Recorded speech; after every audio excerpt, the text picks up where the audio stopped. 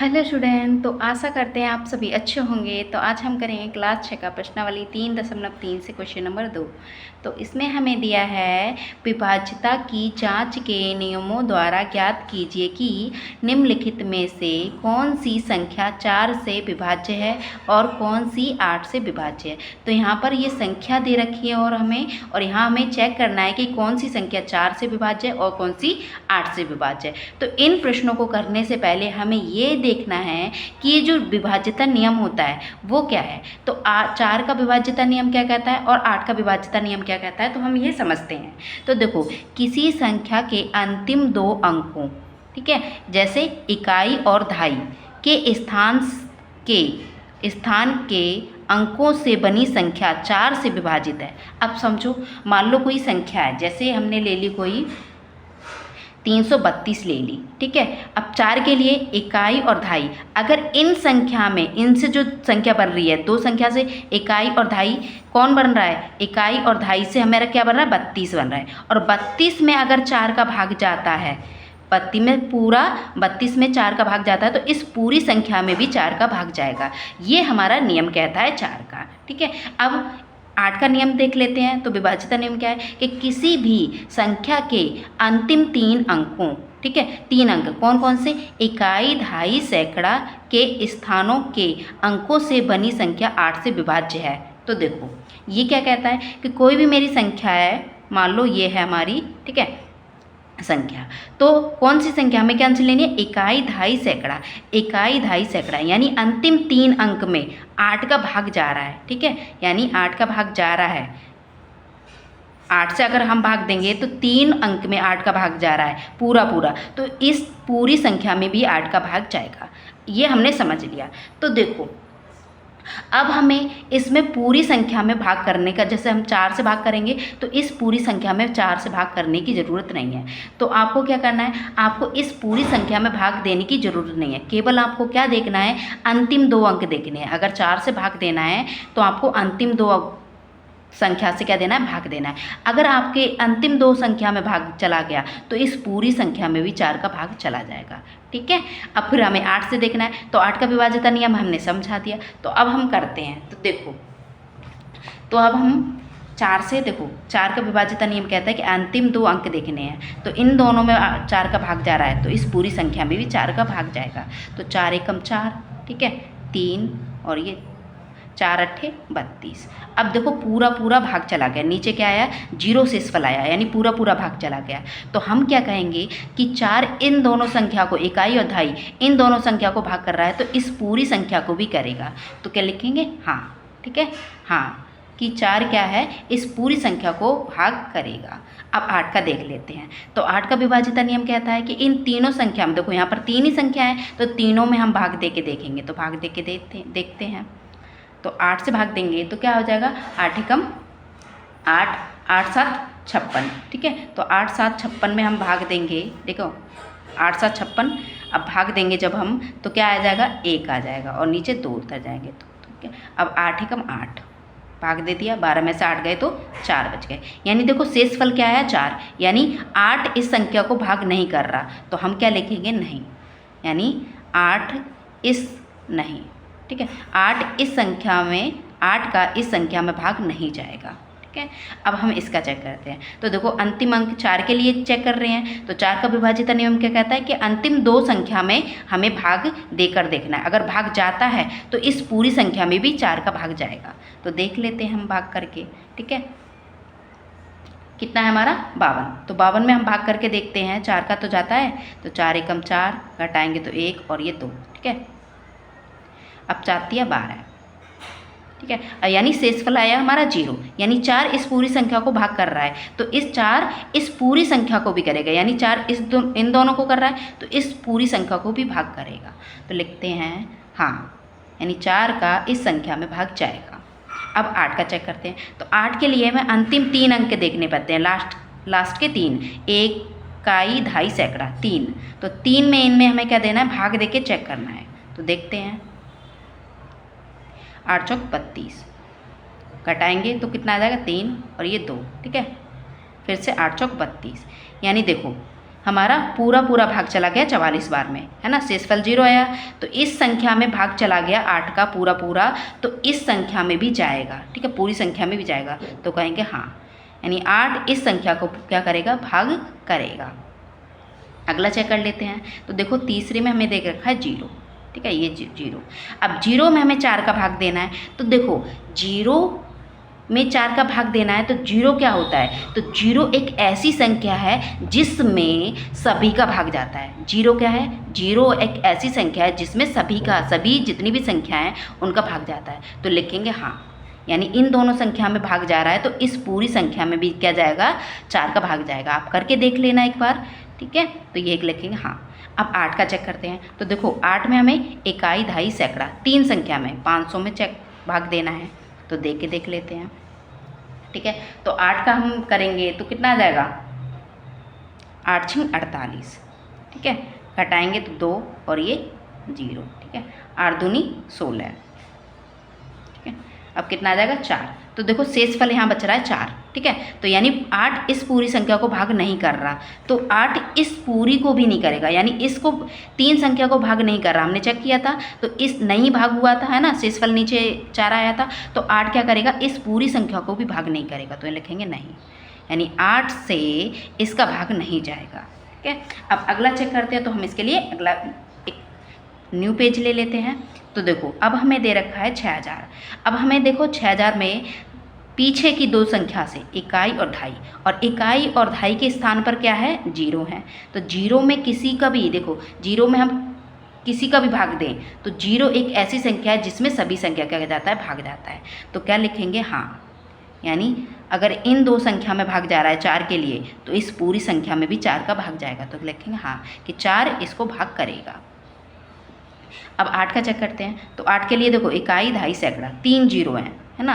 अब 3 0 के लिए हम 8 भाग देंगे, 8 से भाग देंगे। तो देखो 8 क्या है, सब 8 क्या है, 8 3 0 को भाग दे रहा है। तो 0 क्या है, हम जानते हैं कि जो 0 है एक ऐसी संख्या है जिसमें सभी का भाग जाता है। तो यहाँ लिखेंगे हाँ, यानी 8 इस पूरी संख्या को भी क्या करेगा, भाग करेगा। अगला चेक कर लेते हैं। तो अगले के लिए देखो हमें 2 संख्या चाहिए, ठीक है, ये क्योंकि हमें 4 से चेक करना है। और 4 के लिए विभाज्यता नियम कहता है कि इकाई और दहाई संख्या को चेक करेंगे, अगर इनमें भाग जा रहा है तो इस पूरी संख्या में भी 4 का भाग जाएगा। तो करके देख लेते हैं।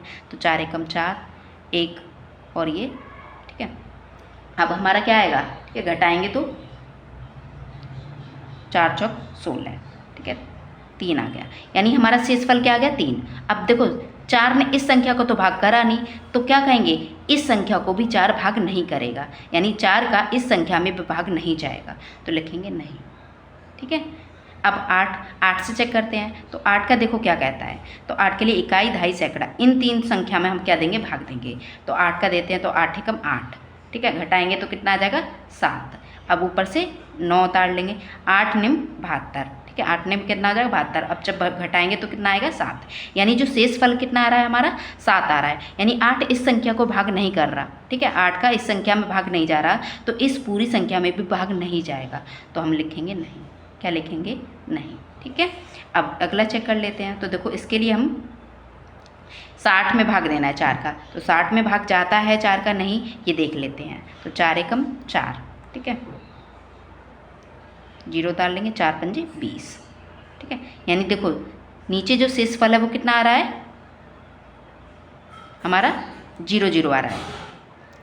तो इसमें हमारा 4 का भाग चला गया, यानी 60 में हमारा 4 का भाग चला गया। तो क्या कहेंगे कि इस पूरी संख्या में भी भाग जाएगा। तो लिखेंगे हाँ, यानी 4 इस पूरी संख्या को क्या कर रहा है, भाग कर रहा है, ठीक है।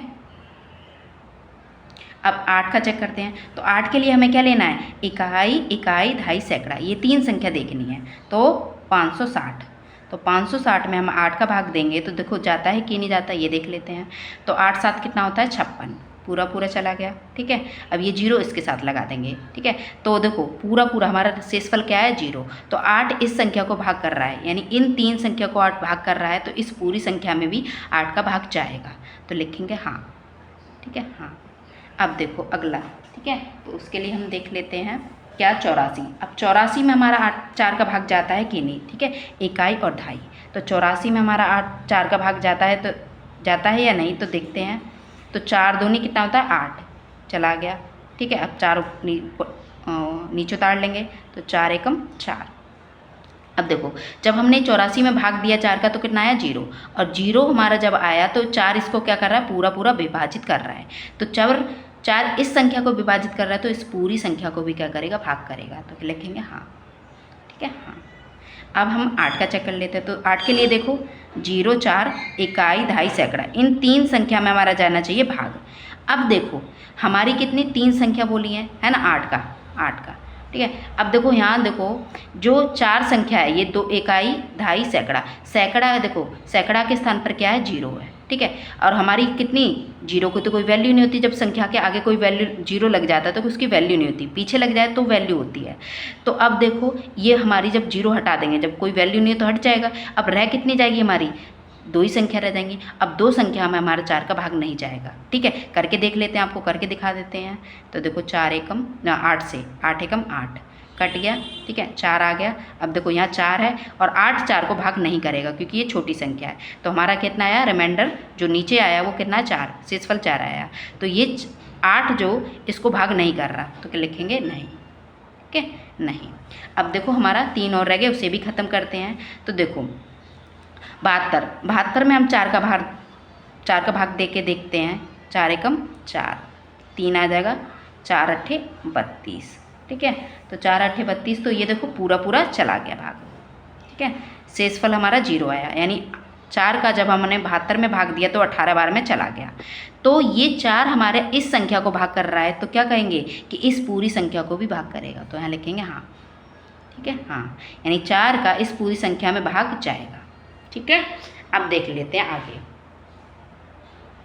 8 का। तो 8 के लिए देखो हमें क्या दे रखा है, तो 8 के लिए इकाई, दहाई, सैकड़ा। ठीक है, वही हमें ऊपर जैसे हमें दे रखा था। तो 8 का भाग देंगे तो आगे 0 है, और आगे 0 होने की वजह से इसकी कोई वैल्यू नहीं होती। ठीक है, तो देखो इन दोनों में भाग जाएगा कि नहीं जाएगा ये देख लेते हैं। ठीक है, तो देखो हमारा ये 72 में हमारा भाग जाता है।